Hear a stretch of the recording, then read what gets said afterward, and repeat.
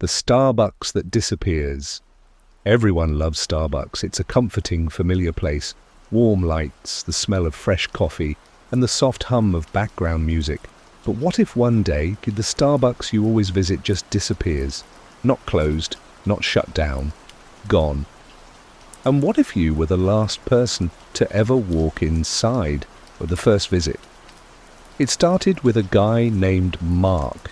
He was a software developer working late nights and relying on coffee to function. Every night after work, he'd stop by the same Starbucks near his apartment.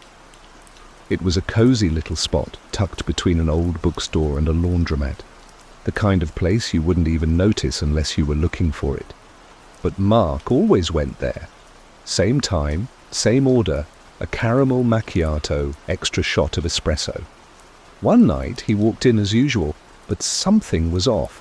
The air inside felt stale, like the AC had been off for hours. The lights were dimmer than usual, casting long, eerie shadows. And the music, normally an upbeat jazz playlist, was silent. The barista, a woman he'd never seen before, stood behind the counter, staring at him. Mark cleared his throat. Caramel macchiato, extra shot. She didn't respond, she just nodded. Then, without looking away, she turned and started making the drink. Mark glanced around. The place was empty.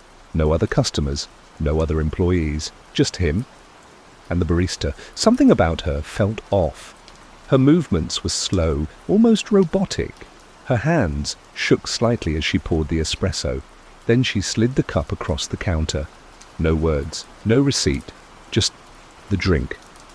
Mark hesitated, but then he took it and walked out. As he left, he heard the woman whisper something under her breath. It was so quiet he almost missed it. You shouldn't have come. The second visit?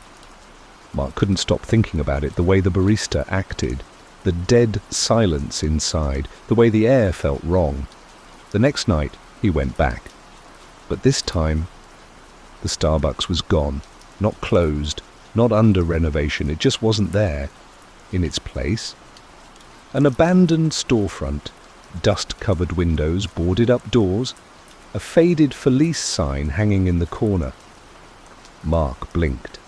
He was just here last night. He had a drink from this place. He turned to the laundromat owner next door.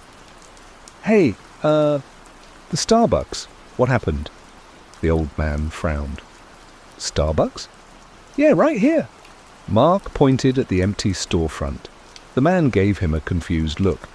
"Son, that place has been empty for years." Mark felt his stomach drop.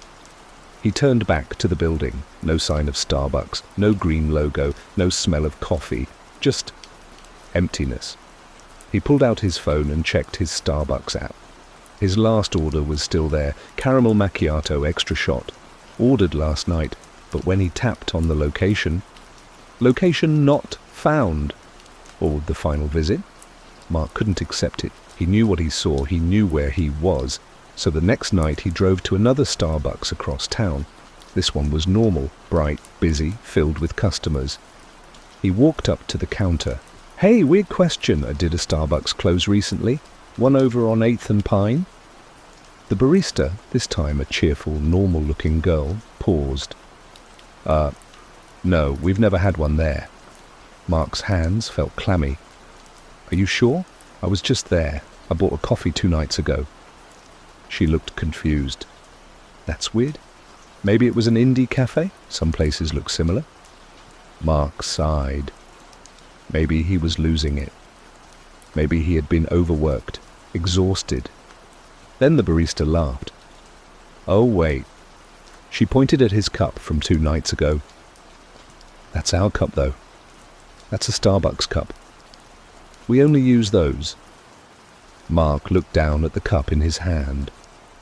It was slightly crumpled, stained with old coffee. The Starbucks logo was right there. His receipt was still inside. Slowly, he pulled it out and froze. There was handwriting at the bottom. Messy. Scratched into the paper like someone was in a hurry. 4 words. "Don't come back. Ever."